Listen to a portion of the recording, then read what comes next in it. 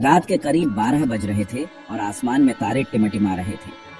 ये वह समय था जब अधिकांश लोग अपने बिस्तरों में गहरी नींद में होते हैं, लेकिन रवि के लिए यह एक और लंबी रात की शुरुआत थी। जब रवि की टैक्सी वीरान हाईवे पर दौड़ रही थी, तो चारों ओर सन्नाटा पसरा हुआ था। सड़कें खाली थीं और केवल उसकी टैक्सी की आवाज उस खामोशी को तोड़ रही थी।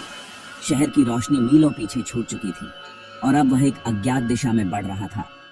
उसे इस बात का एहसास था कि वह अब एक ऐसी जगह पर था जहां कोई भी नहीं था और अब केवल उसकी हेडलाइट्स की चमक घने कोहरे को चीर रही थी। कोहरा इतना घना था कि कुछ भी साफ दिखाई नहीं दे रहा था।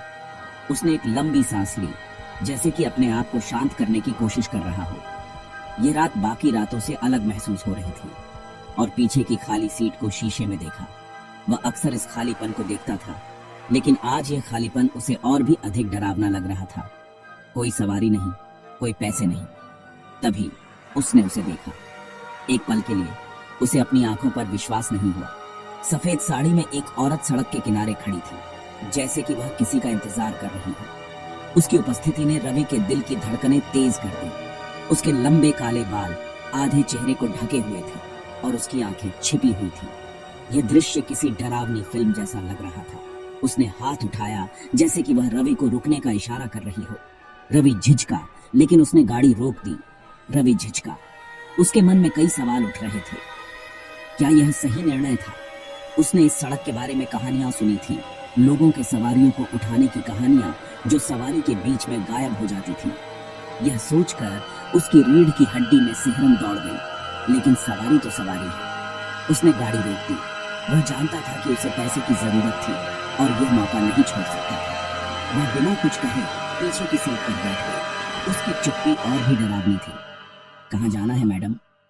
उसने मुस्कान को मजबूर करते हुए पूछा। उसकी आवाज में हल्की सी कंपकंपी थी। पीछे से एक फुसफुसाहट आई। घर। उसकी आवाज में एक अजीब सी ठंडक थी। उसकी आवाज में कुछ ऐसा था जिसने रवि की रूह कंपा दी। वह जानता था कि कुछ तो गलत था। उसने शीशे में देखा। उसका चेहरा अभी भी बालों से ढका हुआ था। वह सोच रहा था कि क्या उसे कुछ कहना चाहिए। उसने एक गहरी सांस ली और गाड़ी चलाना शुरू कर दिया। खामोशी फैल गई। यह खामोशी उसे और भी अधिक बेचैन कर रही थी। कार के अंदर की हवा भारी और दम घोट देने वाली हो गई। उसे ऐसा लग रहा था जैसे कि वह किसी अदृश्य शक्ति के प्रभाव में था। रवि के हाथ स्टीयरिंग व्हील पर कस गए।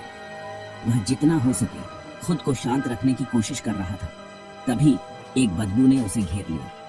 यह बदबू इतनी तीव्र थी कि उसने अपनी नाक को ढक लिया। सड़े हुए फूलों की मीठी गंध और कुछ और। यह गंध उसे और भी अधिक डरावनी लग रही थी। उसने शीशे में फिर से देखा।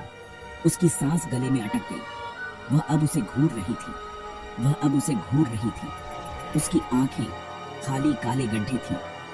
यह दृश्य इतना भयानक था कि रवि का दिल जोर जोर से धड़कने लगा।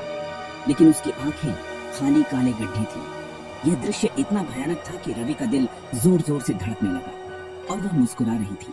उसकी मुस्कान में एक अजीब सी ठंडक थी, जैसे कि वह रवि के डर का मजाक उड़ा रही हो। कार का इंजन हिचकोले खाने लगा। हेडलाइट्स झपकने लगी। तेज। उसने फुसफुसाया। उसकी आवाज में एक अजीब सी शक्ति थी। रवि ने दिल की धड़कनों को अनदेखा करते हुए पैडल पर जोर दिया। फिर एक झपकते में वह गायब हो गई। उसकी उपस्थिति जैसे कभी थी ही नहीं। केवल उसकी हंसी की हल्की गूंज रह गई। यह हंसी रवि के कानों में गूंजती रही और वह समझ नहीं पा रहा था कि यह सब क्या था।